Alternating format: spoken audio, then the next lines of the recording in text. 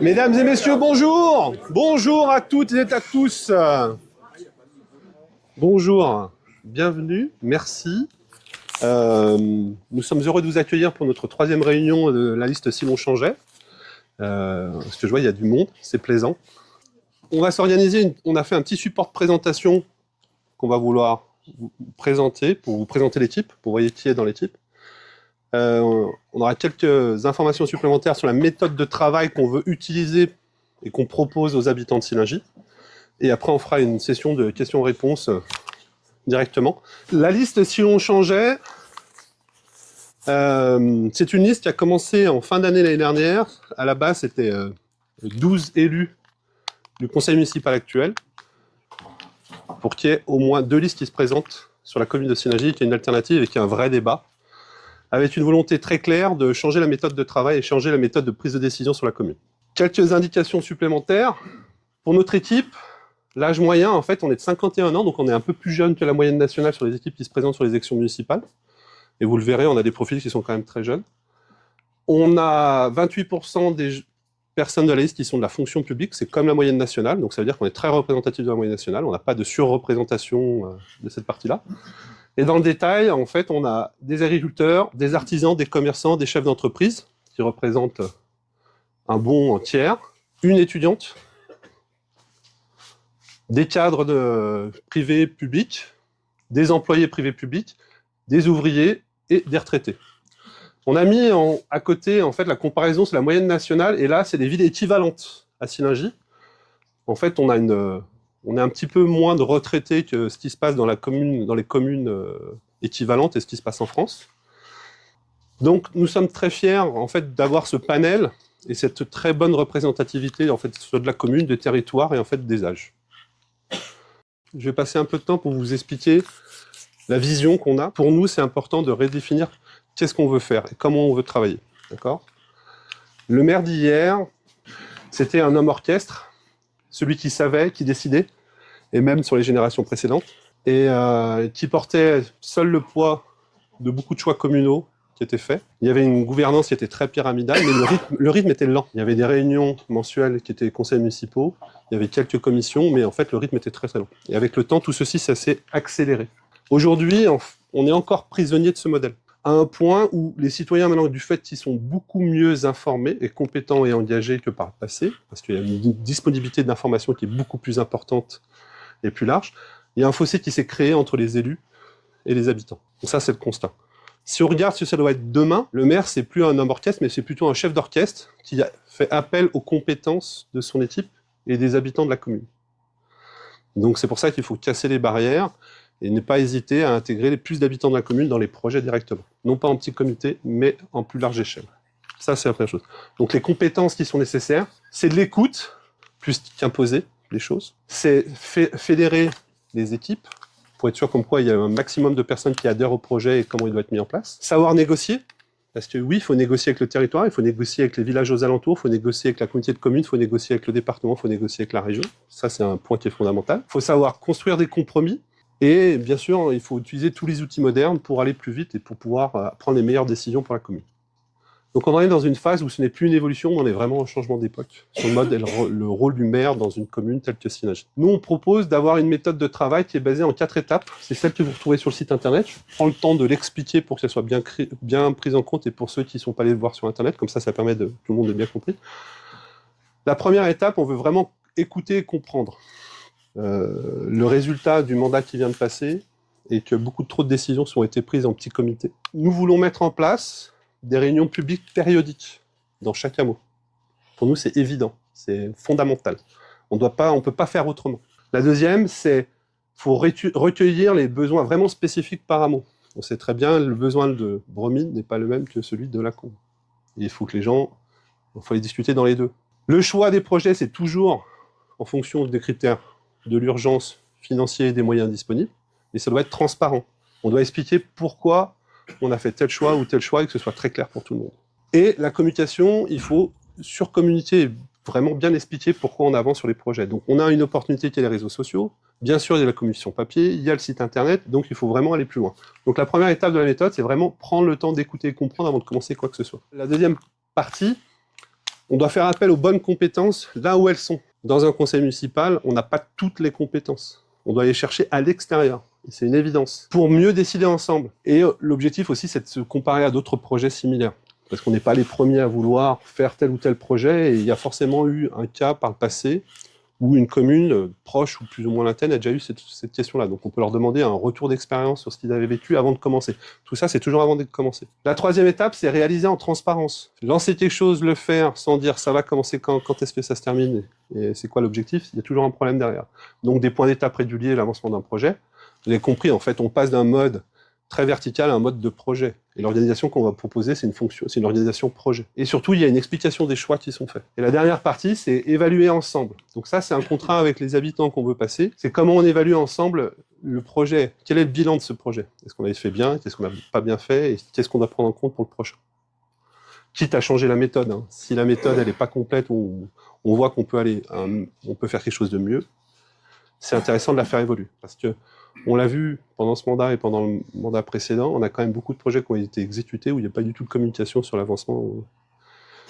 Et ce, malgré des dissonances internes où on voulait communiquer sur ce qui allait se passer, ce qui devait se passer. On a déjà fait 4 annonces sur 4 engagements qu'on veut prendre pendant le mandat. Le premier, vous l'avez déjà vu sur le deuxième flyer qu'on a distribué, c'est celui de une demande, une réponse. Pour nous, c'est évident.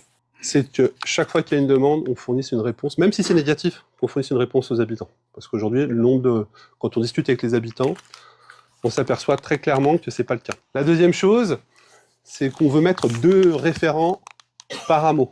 C'est-à-dire que vous ayez 2 contacts dans l'équipe prioritaires. Ça ne veut pas dire que vous ne pouvez pas contacter les autres, mais au moins vous avez 2 contacts prioritaires dans notre équipe pour adresser les différents sujets, les soucis du quotidien ou des problèmes à remonter plus importants. Et ça, on veut le tenir pour chaque hameau. La troisième chose, c'est qu'on veut remettre le comité des fêtes comme élément central sur la vie événementielle sur la commune. Parce qu'aujourd'hui, ce n'est pas le cas, comme étant un support des associations. Pas en se substituant aux associations, mais en étant un support pour les associations. Parce qu'aujourd'hui, ce n'est pas le cas. Voilà. Et le quatrième, en fait, on cherche à aller plus loin et on a déjà discuté avec la BAN pour mettre en place un premier projet pour grouper les commandes. C'est-à-dire que quand ils ont besoin d'acheter, je dis une bêtise, une voiture, et que nous on en a besoin d'une, on en achète 2 à la fois, et en fait ça nous permet de mieux négocier avec les fournisseurs et de faire des économies. Voilà. C'est basique, c'est pas, voilà, mais c'est un premier projet. On va faire la session de questions, parce que je sais qu'il y a forcément des questions, on vient pas à la combe si on pense qu'il n'y aura pas de questions à la combe, on se trompe, hein, on est bien d'accord.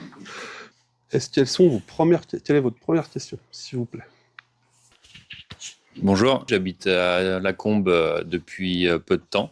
D'accord. 2021. Moi, je voulais vous poser la question, comment vous allez rebondir sur les projets qui ont été votés un peu, on va dire, unilatéralement, comme vous l'avez dit, en petit comité. Je citerai le projet Par exemple du rond-point en haut de La Combe, avec ce projet qui n'avance pas immobilier en haut. Ouais. Donc, quel est l'avenir de ça? Et le projet Artère, qui est l'aménagement du centre-bourg. Voilà. C'était en 2019, hein, c'est ça hein, Oui, moi j'ai eu connaissance du dossier l'année dernière parce qu'en creusant un peu des histoires de circulation, qui est aussi un autre sujet, c'est comment vous voyez la mobilité à La Combe. Alors c'est une très bonne question, je vais répondre en plusieurs étapes. Il y a beaucoup de choses. Oui, non, mais c'est très bien, c'est très bien. Mais en fait, j'aime ce genre de questions parce que je vais vous expliquer un petit peu comment on travaille. Nous prévoyons de nommer un adjoint à la sécurité. Alors, je vais vous expliquer pourquoi, mais au sens très très large. Il n'est pas là aujourd'hui, c'est Mickaël. Voilà, je vous le présenterai plus tard. Pourquoi ça? Parce qu'on veut, et on a constaté qu'il y avait un besoin par rapport à une gestion plus globale de la sécurité.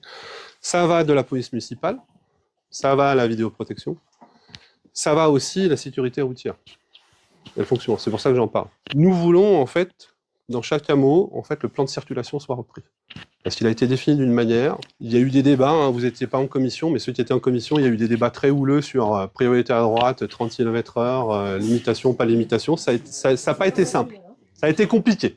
Sens interdit pour le coup. Sens interdit aussi. Ouais. Si vous vous souvenez, j'ai parlé de la méthode dans laquelle on veut travailler. Vous voyez que la part des habitants est très très importante. Bien sûr, la Combe, il y a un gros sujet qui est le plan de circulation. Il y a le passage du Puy-Curtis, il y a la route de Sublessis, il y a le rond-point où vous avez parlé, l'entrée du village, la limitation à 30 km/h, la vitesse des gens, l'augmentation de la circulation, les constructions qui sont faites Coussimoni, Tuzy, et ainsi de suite. On le sait très bien, tout ça. En nommant quelqu'un qui s'occupe de la sécurité au sens large, c'est d'adresser tous ces sujets d'une seule et même traite. Comment ? Vous aurez 2 personnes en contact que vous pourrez contacter en cas de problème ou en cas de demande d'évolution et ainsi de suite. Et en plus, il y aura quelqu'un qui aura sa mission, ce sera d'expliquer au conseil municipal, mais aussi aux habitants, qu'est-ce qu'il propose pour amélioration et modification pour la Combe et d'organiser les réunions publiques. Voilà. Même endroit ou peut-être une autre salle, on verra. Avec l'objectif d'avoir une décision qui soit partagée. Mais avant qu'elle soit implémentée, qu'elle soit partagée. Ça veut dire qu'il va y avoir un groupe de travail. Et là, le groupe de travail, ça ne va pas être uniquement que des élus. On prévoit qu'en fait, ce soit ouvert aux habitants qui veulent participer sur le groupe de travail sur l'aménagement du centre-bourg. Donc maintenant qu'il y a un retour d'expérience là-dessus, le mieux, c'est de s'asseoir à nouveau et de retravailler sur cette partie-là. C'est là qu'on arrive au projet Artère. Le projet Artère, c'était en 2019. Alors, j'ai plus les contours exacts en tête. Peut-être reprendre les conclusions de ce rapport et de redéfinir le plan d'action pour réévaluer ces choses-là. Parce qu'entre 2019 et 2026, il y a quand même 7 ans qui se sont passés. Il y a des besoins qui ont changé, parce qu'en termes d'occupation sur l'école aussi, il y a des besoins, l'évolution de la population à l'école a changé aussi. Donc tout ça, il faut le remettre à jour et pour s'assurer comme quoi on part avec une bonne base. Maintenant, concernant le rond-point à l'entrée, le projet est en cours, il n'est pas fini. En fait, aujourd'hui, il y a un permis d'aménagement qui a été fait, qui a été mis en place. Oui, dans le projet, il y a un rond-point à l'entrée pour faire la bifurcation. Mais ce rond-point est attaché au projet. Si le projet n'a pas lieu, le rond-point n'a pas lieu. Voilà, c'est aussi simple que ça. Sur le projet, qu'est-ce qui se passe? Pourquoi ça... Il n'arrive pas avant? C'est aussi simple que ça. Le projet, ok, on lance, il va se faire quand il va se faire, mais en fait, il n'y a pas la main parce qu'il y a... Non. Non. Parce que les deux sont liés. Il y a le rond-point du cimetière aussi. Enfin, le rond-point ou des travaux pour la sortie, oui, bien sûr. Ah, le cimetière, c'est très dangereux. On est en limite de l'entrée du bourg, donc il faudrait juste déplacer la limite pour qu'on soit à l'intérieur de l'agglomération, déjà, premièrement. La deuxième chose, il y a un panneau 30 à l'entrée de l'agglo, donc ça veut dire que normalement toute l'agglomération est à 30 km/h. Alors ça, on est d'accord, hein. C'est le gros problème sur l'ensemble de la commune, c'est la vitesse. On sait que c'est la dangerosité des croisements et puis la vitesse. Donc nous, on propose de reprendre l'aménagement de toute la Combe, en fait, avec cette méthode, en ayant un adjoint à la sécurité qui va discuter directement avec la gendarmerie, la police municipale pour définir, prenant en compte les spécificités, et surtout, si on fait du 30 km/h, on fait du vrai 30 km/h, pas un panneau à l'entrée de l'agglomération, et après, c'est pas 30 km/h. De toute façon, on sait très bien que personne ne le respecte, ou très peu de gens le respectent. Pour monter de chez Dunon, là, en double sens, puis là, ça passe qu'une voiture dans la journée. Oui. Faut pas déconner, quoi. Je veux dire, il y a un gars qui a demandé... Il y a ici, David, tu verras ce que c'est. Il descend de longtemps. Si je peux me permettre, parce que je suis là depuis 19 ans et en l'occurrence, j'ai participé aussi aux premiers échanges.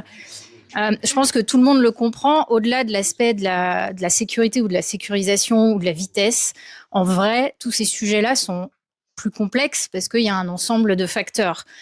Ça peut toucher à la question de la mobilité. La problématique, elle est aussi au nombre de véhicules qui circulent. Si on a des bus ou de la mobilité douce ou des pistes cyclables, il y a moins de voitures. Enfin, en fait, on pourrait imaginer. En tout cas, il y a un vrai sujet, c'est pas juste de traiter un petit bout, et d'où l'intérêt de la méthode et de dire on réfléchit à l'ensemble. Le fait important, c'est l'augmentation de population, du trafic, oui, par là-bas et tout, qui fait passer beaucoup plus de gens à la Combe. On n'avait pas ce problème de circulation à l'intérieur du village à une époque, aujourd'hui on l'a. Donc c'est vrai que de détourner est, à mon avis, la solution qu'il va falloir étudier de près. Avant d'en arriver là, il y a déjà des solutions qu'on peut faire aujourd'hui. Non, mais c'est extraordinaire. C'est-à-dire que là, on a déjà 2-3 personnes qu'on sait vouloir mettre dans le groupe de travail. Parce qu'on ne va pas résoudre ça maintenant, hein, mais il n'y a pas de problème.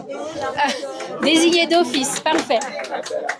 Sur cet enjeu sécuritaire, pour moi, il y a quelque chose qui n'a pas été évoqué. On parle un petit peu de nous, mais en fait, on est beaucoup aussi à être parents. Et oui.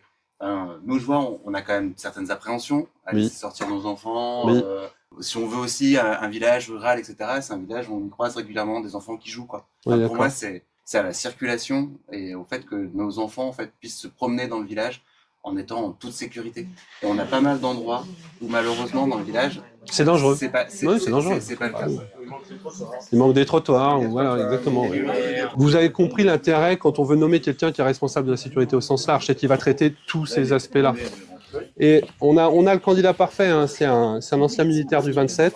Bonjour. Moi, je voulais savoir quelle était votre vision foncière, immobilière du centre-bourg, là. Parce que vous parlez du centre-bourg, mais vous avez voté pour la modification du PLU pour faire 87 logements sociaux, enfin 87 logements, donc 40% de sociaux, serré plus 3. Vous avez voté à l'unanimité au conseil municipal pour ce projet. Donc, est-ce que vous allez revenir sur vos votes? La révision de PLU, elle vient d'être lancée, là. D'accord. Oui, alors... Mais on parle de la modification qui a été faite avant. Oui, qui est en cours. Ouais. Alors, autre question, la première. Combien avez-vous, au jour d'aujourd'hui, au tribunal administratif de Grenoble de recours? Combien vous coûtent ces recours? Là, alors, parlons de la révision. Alors là, vous nous faites, vous nous faites pas le coup d'être pas au courant. Oui, on va revoir le truc. Aujourd'hui, c'est acté. C'est facile. Vous, ça vous coûte rien à la commune, hein. C'est notre pognon et vous prenez les avocats. Première chose, concernant les recours. Les recours ne descendent jamais au conseil municipal, c'est uniquement les premiers adjoints et puis le maire qui sont au courant. Voilà.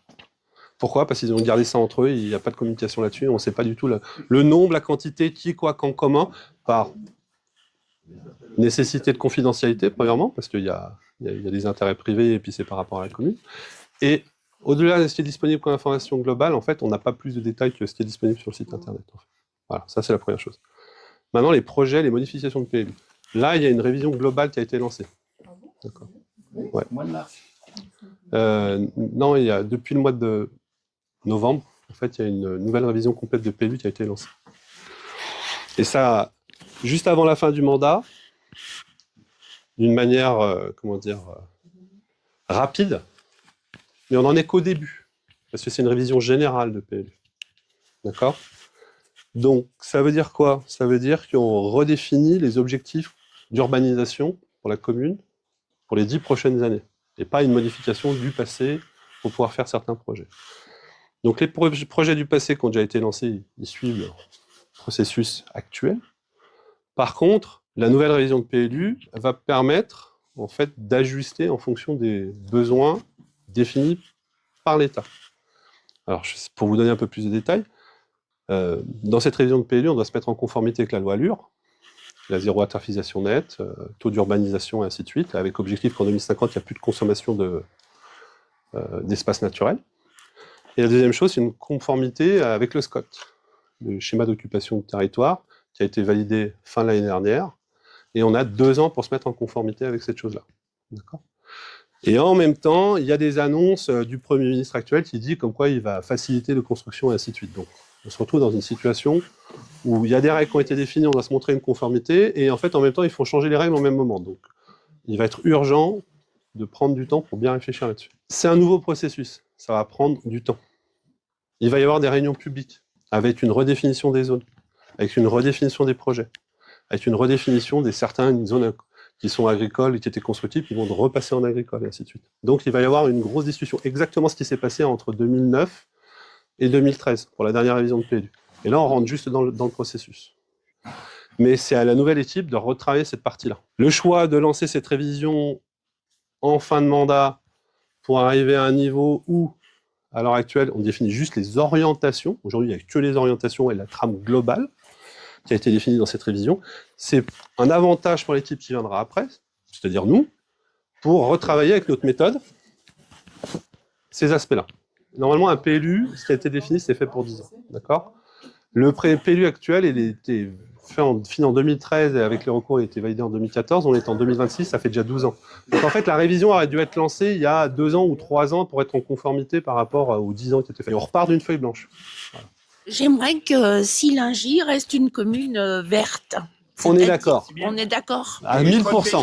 Je veux préserver, parce qu'on a un grand espace de verdure, là, à 8 km d'Annecy, où les gens peuvent faire des kilomètres et des kilomètres de balade sans aller au Semnos, sans aller nulle part ailleurs.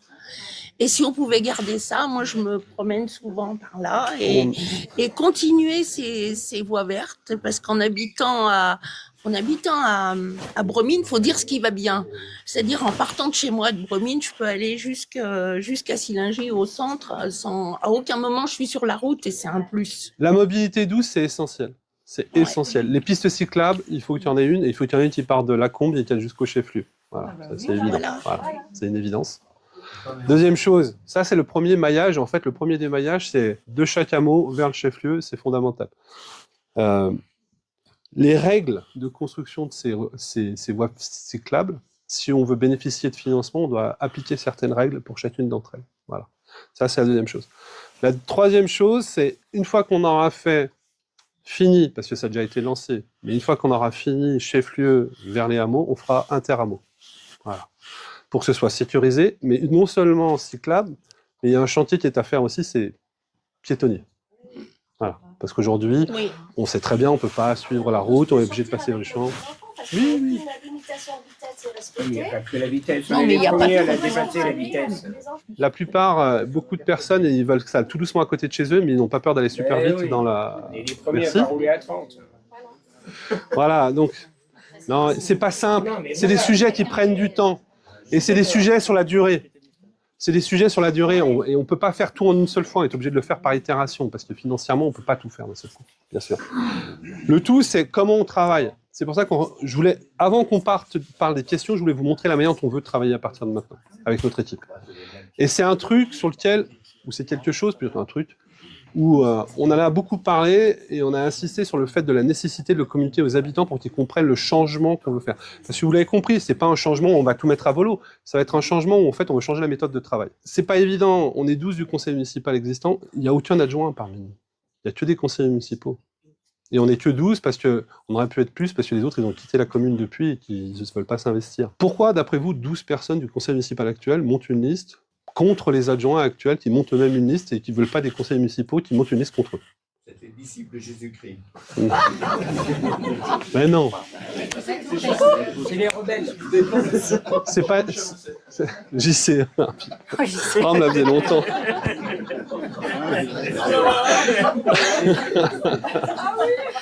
C'est vrai? J'ai pas les épaules et je veux pas finir comme lui. Voilà, c'est tout. Non, bien sûr, c'est sûr. Après, il y a un choix à faire. Est-ce qu'on veut continuer comme on a fonctionné ou est-ce qu'on veut changer? Nous, on prône le changement, mais un changement raisonnable. Vous avez compris, c'est pas non plus, on va pas retourner la table et tout mettre à l'envers. Par contre, on a vu, pendant 6 ans, ça nous a permis de voir ce qui fonctionnait et ce qui fonctionnait pas. Et là, ça a été de gros points de départ. Le premier point fondamental, c'était de dire, en fait, on voit jamais les habitants. Quand on fait des réunions entre nous. Il y avait un groupe de travail sur les travaux, il s'était ouvert aux habitants. Au début, il y en a quelques-uns qui sont venus, puis après, ils sont plus venus. Il faut dire qu'il n'y avait pas de réunion et il n'y a pas de compte rendu. Donc, j'ajuste ça, il y a déjà un problème. Parce que on va changer plein de choses. Les conseils municipaux, ils doivent être digitaux, ils doivent être en ligne, ils doivent être en direct. C'est un conseil municipal, aujourd'hui, les sujets sont tellement gros, tellement importants que ça doit être des sujets qui doivent être abordés à plusieurs reprises, de manière récurrente, avant de prendre la décision. Et le conseil municipal n'est juste que acter la décision, c'est un bureau d'enregistrement. Donc c'est là où, en fait, mais par contre, pour faire ça, il faut changer complètement le mode de fonctionnement. C'est-à-dire ce rendez-vous mensuel qui était jusqu'à maintenant, où pendant les anciens temps, ils discutaient vraiment des sujets, ils prenaient une décision. Maintenant, on acte, on enregistre, on valide. Ensuite, on accueille les visiteurs pour qu'ils posent leurs questions, parce que moi, chaque fois qu'on a fait un conseil municipal et qu'il y avait des visiteurs qui passaient 2 heures ou 3 heures à attendre pour poser une question, ça me rendait malade. Et après, on discute des autres sujets qui vont venir dans le futur. Et c'est l'opportunité d'en parler, parce que tout le monde est autour de la table, de parler vraiment de ces sujets-là. Qu'est-ce que va devenir cette maison qui était anciennement Roquier, là? C'est une grosse ferme qui a été achetée par la mairie. Oui, mais aujourd'hui, il n'y a rien qui est fait. Il n'y a rien d'acté. Voilà. Il n'y a pas de décision. Il aurait mieux fallu le laisser à celui qui avait fait un joli projet, qui était très très joli. Le problème, c'est un choix. Est-ce que c'est le public qui doit définir le centre-bourg, quel qu'il soit, hein, en achetant et après en définissant la nature? Moi, on a un exemple qui est au chef-lieu aujourd'hui. Je compare les deux. Hein. Ça ne veut pas dire que... Mais aujourd'hui, on avait un boucher au chef-lieu, on n'en a plus. L'aménagement du centre-bourg, il faut donner de la vie. Je pense, vous avez raison sur un point, qui est, il faut donner du centre-vie, il faut donner de la vie au centre de la Combe. Aujourd'hui, on a le petit Corti, c'est à reprendre ça, c'est à reprendre, et de le voir dans la globalité. Moi, je pars du principe qu'il faut voir les projets dans la globalité. Parce que si on les voit morceau par morceau, morceau par morceau par morceau. On arrive à la fin où en fait on fait des petits bouts de chez bout, petits bouts, et voilà. Qu'est-ce qu'on veut en faire? La sécurisation autour de l'école, les bananes, la lumière et ainsi de suite. Oui, il faut le voir dans sa globalité. Et après, bien sûr, on ne pourra pas tout faire d'un seul coup parce qu'on n'a pas une réserve financière qui permet de tout faire d'un seul coup. Mais par contre, on pourra le séquencer. On se met d'accord sur le plan, on fait global et après on séquence. Voilà, c'est ça la méthode qu'on nous propose. Est-ce que vous allez prévoir le déménagement Non. de l'école du centre-ville? Non. Non. Alors, autre question, est-ce que vous allez prévoir une extension et où? Il y a eu une demande d'ouverture de classe qui a été faite par l'Éducation nationale. La commune a fait les travaux pour ouvrir cette classe. 600 000 €. Non. Non, mais c'est carré. Non. Non. Non. Non, là, je suis pas d'accord. On a préparé la classe. Résultat, quand il a fallu ouvrir, en fait, elle n'a pas ouverte. Et là, maintenant, on a une diminution des élèves. On a une grosse diminution des élèves. Il n'y a pas uniquement l'école de la Combe, il y a l'école du chef-lieu, où il y a un sujet qu'il va falloir reprendre aussi. On sait que l'effectif sur la rentrée 2025, sur l'ensemble des écoles de la commune, a baissé. Voilà. Sur l'ensemble des communes, a baissé. Donc, il y a un travail de mise à jour de données et de redéfinition des priorités des investissements. Dites-nous. Je trouve que ça fait longtemps que je demandais déjà à l'ancienne mairie. Est-ce qu'on va nous changer, refaire le portail du cimetière? Ah oui. Moi aussi. Le sabler, le repeindre, et faire une fermeture digne de ce nom, Digne de ce nom. et une barrière sur l'escalier du côté. Une rampe de sécurité. Une rampe de sécurité. Merci. Ils fassent quelque chose, ils ont enlevé la serrure qui ne marchait pas et c'est tout. Bah, comme ça, il n'y a plus de problème. Il n'y a plus rien. Non, ça c'est typiquement, s'il vous plaît, c'est typiquement les petites choses, c'est des petites choses, c'est pas énorme, mais il faut les faire. Et c'est beaucoup plus facile de résoudre les petites choses rapidement plutôt que de décider sur les gros projets tout de suite. On a fait il y a 4 ans en arrière une pétition sur la fibre à la Combe de Silingy. Alors il y a eu des évolutions parce qu'il y en a qui sont branchés, mais il y en a qui ont toujours la télé de l'ancien temps avec le râteau. Parce qu'ils ont toujours pas la fibre. Ma femme dans le jardin elle s'en sert à merveille, mais ça donne toujours pas TF1 et le canal de. Non. Alors ça, ce sujet-là, en fait, c'est un de mes sujets que je me suis occupé pendant le mandat. Les travaux ils étaient validés, ils ont commencé à déployer et ils se sont arrêtés au milieu. Et ils ont dit, on peut pas faire le reste, on le fera plus tard. Et le plus tard a pris du temps. Alors. Je vous passe les détails des échanges, des coups de fil, des réunions, des emails qu'on a eu pendant 2 ans et demi avec eux, et on ne pouvait pas finir tant que les travaux d'enfouissement de Sublessis n'étaient pas finis. C'est fait. Donc maintenant, c'est fait. Ça tombe bien, parce qu'on les a vus au mois de décembre et qu'ils doivent venir là, maintenant, dans les prochaines semaines. Ah, dans les prochaines semaines, ça veut dire... Alors, non, mais ça fait 4 ans, tu sais, qu'on nous dit ça. Non. 52 prochaines semaines. Non, parce que il y avait une complexité administrative qu'ils doivent résoudre le problème de 2 routes et des poteaux qu'ils devaient en remplacer pour qu'ils puissent déployer le reste.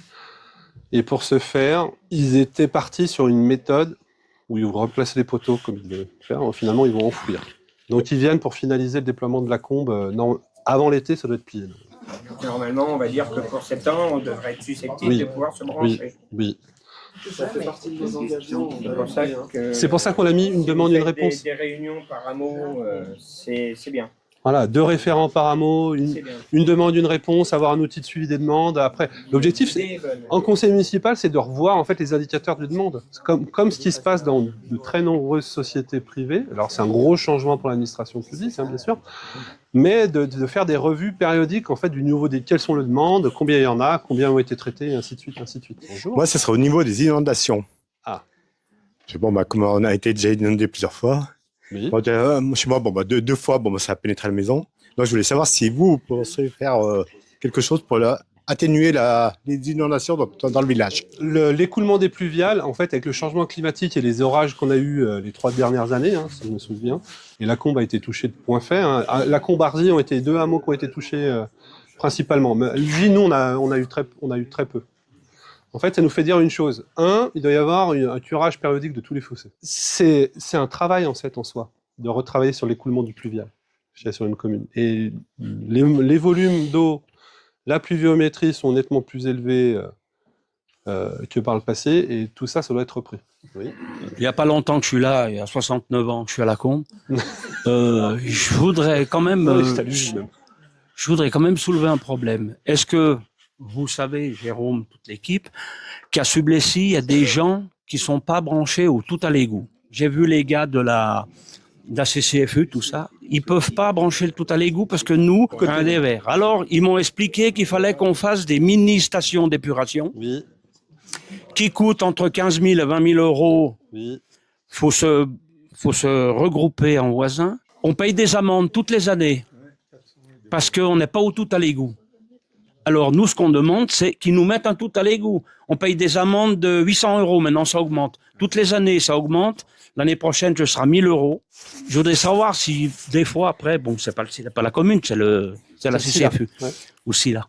Est-ce qu'on pourrait avoir une grosse station et puis tous se brancher dedans? Le seul engagement que je peux prendre maintenant, c'est de dire qu'on va le remettre sur le dessus de la pile et qu'on va travailler dessus quand on va revenir. Voilà, je peux pas prendre autre chose pour l'instant. Mais on le met sur le dessus de la pile. Je veux savoir, c'est quand est-ce qu'on va aller dans le Grand Annecy? Jamais.